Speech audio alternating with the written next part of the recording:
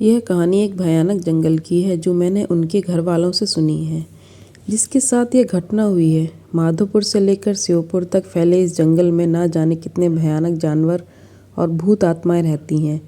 इस बार श्योपुर रक्षाबंधन पर दीदी के यहाँ पर गया था। वहाँ के लोग उस जंगल के बारे में बताते रहते हैं कि इस जंगल में आत्माएं भूत प्रेत रहते हैं। तो मुझे तो वैसे भी भूत प्रेत पर विश्वास है, शायद आप लोगों को भी है। मैं 15 अगस्त को अपने जिया जी के कॉलेज गया था। वहाँ के लोग उन्हें आचार्य जी कहते थे। 15 अगस्त का प्रोग्राम ख़त्म होते ही हम लोग जाने ही वाले थे कि वहाँ के पड़ोसी ने उन्हें घर पर चाय पीने को बुलाया। तब हम लोग उनके घर पर चाय पीने गए। ऐसे ही बातें हो रही थी, तब उन्होंने अपनी आप बीती कहानी बताई कि अभी कुछ दिन पहले मेरे बेटे राजीव के साथ ऐसी घटना घटी है कि आपको क्या बताएं। राजीव के पिताजी ने बताया, एक दिन मेरी तबीयत खराब हो गई थी। तब मैंने राजीव को जंगल से बकरियों के लिए चारा लाने के लिए भेज दिया था।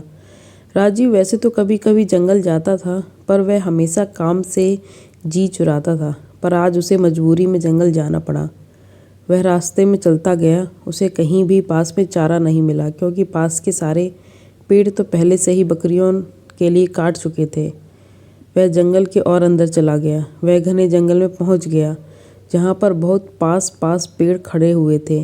पेड़ इतने घने थे कि आसमान तो नज़र ही नहीं आ रहा था। बरसात का टाइम था। अच्छी बरसात हो गई थी तो पूरा जंगल हरा भरा हुआ था। पत्थरों पर पानी ऐसे बह रहा था जैसे साफ कोई झरना पहाड़ों के नीचे की ओर आता हुआ पत्थरों पर साफ पानी बह रहा था। वहाँ पर इतनी शीतलता थी कि उसको देखते ही थकान दूर हो गई। उसने सोचा कि पहले मैं थोड़ा आराम कर लूँ, फिर मैं पत्तियाँ काट कर घर चला जाऊँगा। थोड़ी देर ही हुई थी, उसने सपना देखा कि चारे के चक्कर में बहुत दूर आ गया है और वह रास्ता भूल गया है। उसने सपने में देखा कि उसके सामने कोई खड़ा है। उसकी शक्ल देखते ही उसकी आंखें खुल गईं और वह डर गया। अब उसे और ज़्यादा डर लगने लगा। चारा तो काट रहा था, पर वह सपने की बात याद करके बहुत घबराया हुआ था। उधर सूरज भी ढलने वाला था। उसको दूर दूर तक किसी की भी आवाज़ सुनाई नहीं दे रही थी। वह जल्दी जल्दी पत्तियां काट रहा था कि उसे आपस में बात करते हुए एक आवाज़ सुनाई दी। उसने सोचा, कोई आदमी होगा तो मैं उसी के साथ घर चला जाऊंगा। उसने जल्दी से पत्तियां बांधी और वह आवाज़ आ रही थी उधर की ओर चल दिया।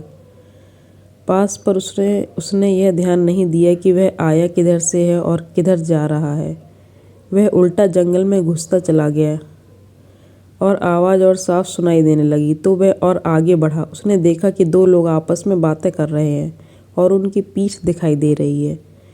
उसने उनके पास जाकर बोला, क्या तुम मुझे घर जाने का कोई छोटा रास्ता बता सकते हो? इतना उसने कहते ही वे दो लोग उसके सामने से ऐसे गायब हो गई कि वहाँ कोई था ही नहीं। उनके गायब होते ही उसके पसीने छूट गए और बेहोश हो गया।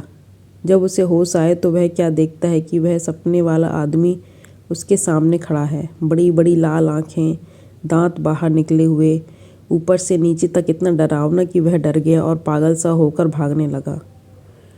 उसने देखा कि एक भालू उसकी ओर भागता हुआ आया और उसके ऊपर झपट्टा। उसे लगा कि अब नहीं बचने वाला। उसके तो होश ही उड़ गए।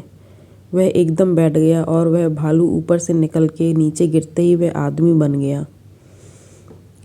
उसके गाल पिचके हुए, हाथ टेढ़े और पैर उल्टे। यह लंबी दाढ़ी और दांत कटकर बाहर निकले हुए। राजीव बस उसे देख रहा था, पर उसके होश ठिकाने नहीं थे। मैं वहीं गिर पड़ा। इधर घर वालों को चिंता हो रही थी कि अंधेरा हो गया, राजीव अभी तक क्यों नहीं आया। उसके बड़े भाई ने कहा कि अभी आता ही होगा। सब लोग जब इंतज़ार करके थक चुके थे। रात के 10 बज चुके थे। अब उसके भाई को लगा शायद कुछ तो गड़बड़ है।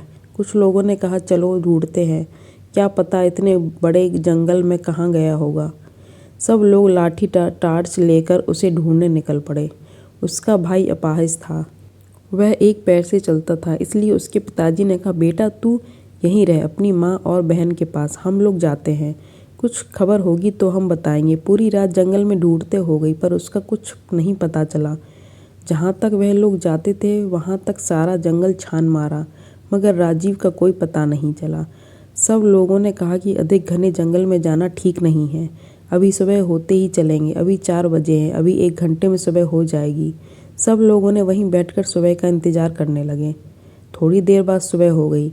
सब लोगों ने कहा चलो अब चलते हैं। सब लोग चल दिए, आवाज़ लगाते हुए राजीव राजीव राजीव। बेचारे की भूख प्यास के मारे वह हालत हो गई थी कि वह सुध बुध खो बैठा था। उसे अब यह नहीं पता था कि मैं कहाँ पर हूँ। 2 दिन हो गए, राजीव का कहीं पता नहीं चला। अब सब लोग परेशान थे। उधर राजीव का भाई बहुत व्याकुल था।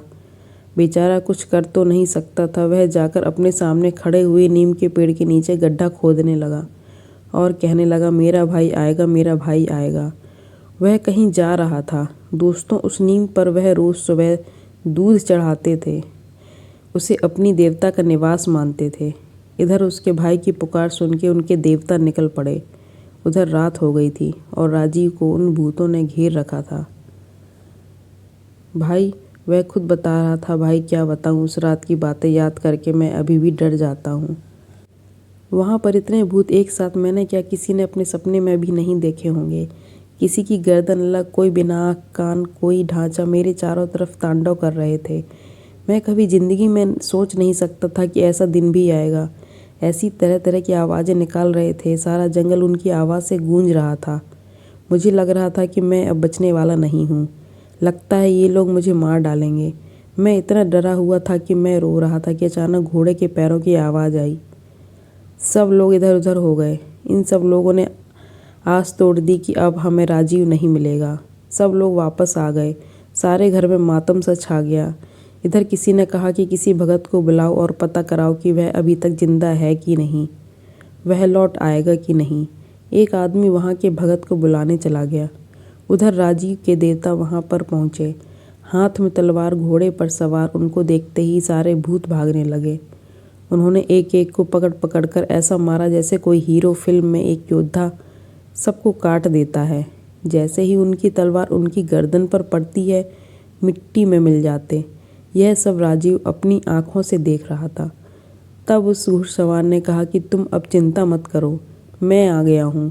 सुबह तक कोई तुम्हें लेने आ जाएगा। अब तुम बेफिक्र होकर सो जाओ। अब उनके आने से मेरा सारा डर खत्म हो गया और मैं आराम से सो गया। इधर भगत जी आए। उन्होंने अपना ध्यान लगाकर देखा और कहा कि तुम्हारा लड़का सही सलामत है और कल आ जाएगा। तुम्हें चिंता करने की कोई ज़रूरत नहीं है। वहाँ पर तुम्हारे देवता पहले ही वहाँ पहुँच चुके हैं और राजीव का भाई अभी भी वहीं पर बैठा है और कहे जा रहा है, मेरा भाई आएगा। वह किसी की भी बात नहीं मान रहा है। जो भी उसे वहाँ से उठाने को जाता उसे धकेल देता था। सुबह उसकी आँख खुली तो वहाँ पर एक आदमी ने उससे पूछा कि तुम कहाँ से आए हो और कहाँ जाना है, मैं तुम्हारे घर पहुँचा देता हूँ। और वह अपनी साइकिल पर बिठाकर उसे उसके घर छोड़ दिया। घर वालों को देखकर वह ऐसा रोया और बेहोश हो गया। 3 दिन का भूखा प्यासा कमज़ोर हो गया था। फिर उसे अस्पताल ले गए। वहाँ वह 2-3 दिन तक बाद ठीक हो गया। आपको हमारी कहानी पसंद आई हो तो हमारे चैनल को सब्सक्राइब करिए।